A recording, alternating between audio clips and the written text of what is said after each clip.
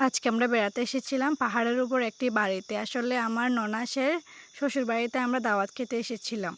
আর এখানে এসে আমি দেখতে পেলাম আমার ননাসের যিনি শাশুড়ি মানে আমার মাও, উনি অনেক রকমের শাকসবজি এখানে লাগিয়েছিলেন।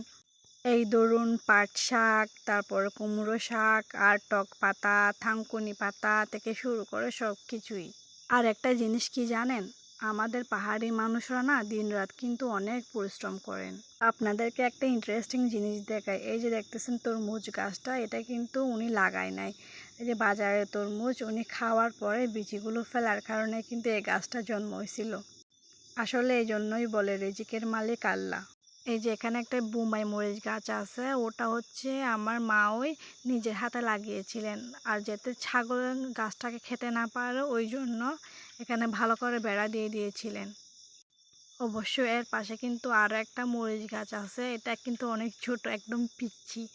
আর এদিকে দুপুর হয়ে যাওয়ায় আমরা প্রচণ্ড গরমে কিন্তু বাহিরে খেতে বসেছিলাম।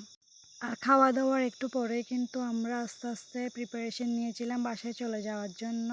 আর ওদিকে দেখতে পাচ্ছেন ওটা কিন্তু একটা হচ্ছে পানের বরজ। এখানকার মানুষের জীবিকা নির্বাহনের কিন্তু একমাত্র মাধ্যম এটি।